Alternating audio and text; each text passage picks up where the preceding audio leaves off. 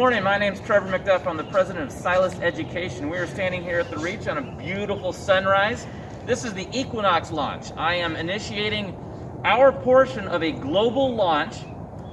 Because it's the Equinox, we have some funding to support 17 balloons on 5 continents, and we are all going to launch these all at once. This is a 7-foot polyethylene balloon. We call it the jellyfish or the body bag sometimes. You can see it's about a third full of helium here. It's going to go up to about 40,000 feet. It'll expand. It'll reach neutral buoyancy, and we will float. We'll hit the jet stream and off we go. Meanwhile, we'll know exactly where it is because this is a Sky Tractor satellite. It's a Pico satellite developed by NASA engineer Bill Brown in Huntsville, Alabama. He makes them all himself. He sends them off to you, and he provides fantastic support in the process. This will broadcast on the APRS network, and it will, we can track it all over the world. We'll have altitude, we'll have position, we'll have temperature, we'll have solar charge. These are solar panels. There's no battery on it. It will only work when the sun is up, but that's kind of a fun way with students to track what time is it in the world. So the data we get, it'll be shared with classrooms for over 2,000 students. I am one of 17 balloons. We started the program here in the Tri-Cities with fantastic support from Steve Lee and his family, who's actually over in the SUV with a sleeping baby watching right now. And yeah, we're launching a couple days early because it's good weather. Tonight we're getting a storm. It's going to be windy for the next 10 days. That's a bad way to launch. So we're excited to get this thing up today.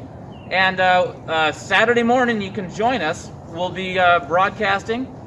We have people coming in from all over the world and all over the nation to talk about these balloons, and we're going to launch a bunch of them together.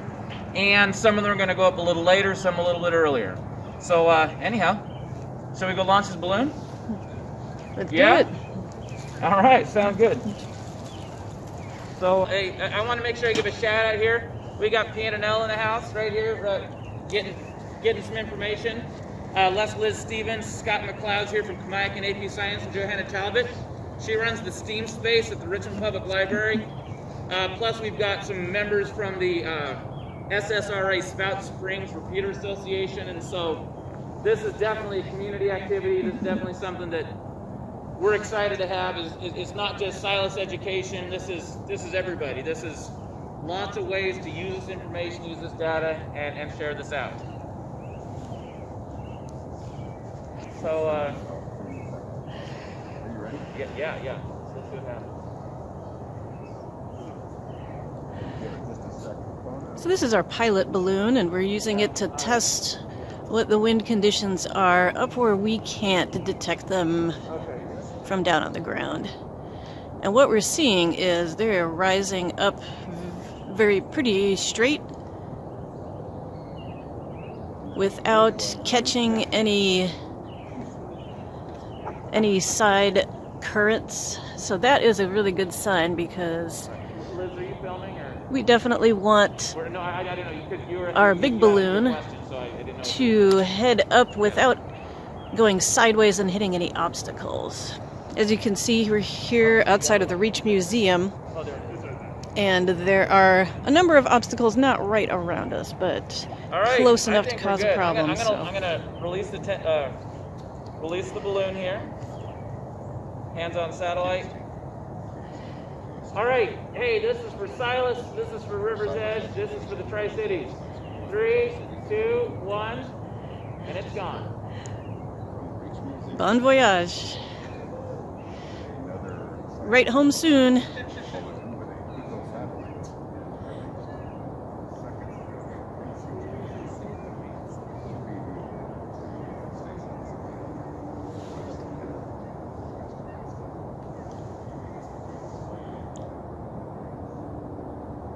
And there it goes, rising slowly straight up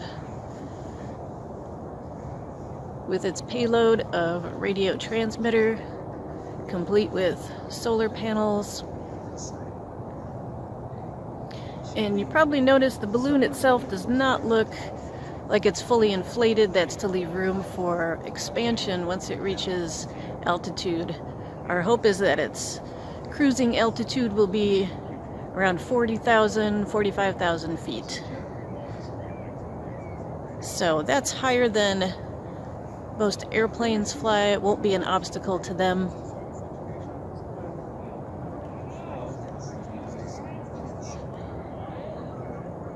And it's just slightly drifting a little bit to the east.